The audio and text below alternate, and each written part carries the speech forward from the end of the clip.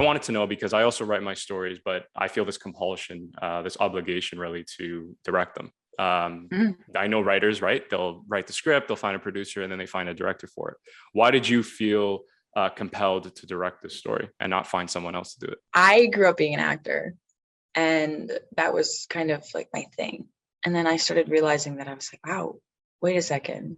I had to have a few conversations with people being like, oh, wait, I really like this directing thing. Like this idea of like being able to work on colors and work on locations and pretty much just take all these little pieces of films and make it into your own instead of just focusing on acting was very interesting to me. It was very exciting. And the idea of being able to do that was like overwhelmingly exciting to me.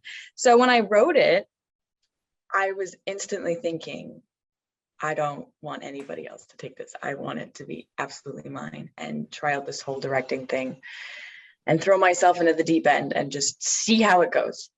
And whatever happens there is it's gonna be what it is, you know. So you take the risk. Is this your first project, by the way, you directed? Yeah, first. Oh, amazing! There you project. Go. Perfect. And she did a hell of a job. Yeah, there you go. Yeah, right. And there's a first for everything. Like you have to kind of throw yourself in there. I'm sure you were nervous as well, right? Going into it, or did you got this kind of thing? It was weird. Normally with a lot of things in my life, I deal with a lot of anxiety. So I was expecting this to be fully anxiety inducing, that I'm going to like regret all of this. And it was one of the most calmest ways of chaos ever. Yeah. It was the best kind of chaos. I was always busy trying to figure out all these little details, but instead of feeling overwhelmed, it was like, no, this is perfect. I love this. This doesn't even feel like work. Like this is great. And on the film set, I had like 3 hours of sleep every night, but I was waking up so excited, no stress. Here are the things that we need to get through today. And let's just crush it. And I don't know, people woke up and they probably saw me already with like a Red Bull in my hands. Just like amped.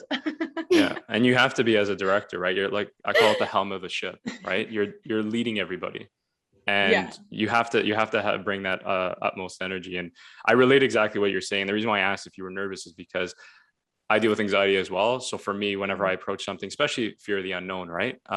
You're bringing on people that you never maybe met before, and you want to maybe ensure that your work is at its best. When you're on set, when you're actually doing the work, when you're in it, all that anxiety goes away. It's almost like because you're so passionate about the project, you're so focused that you don't have time to think about your anxiety, if that makes sense. No, so absolutely.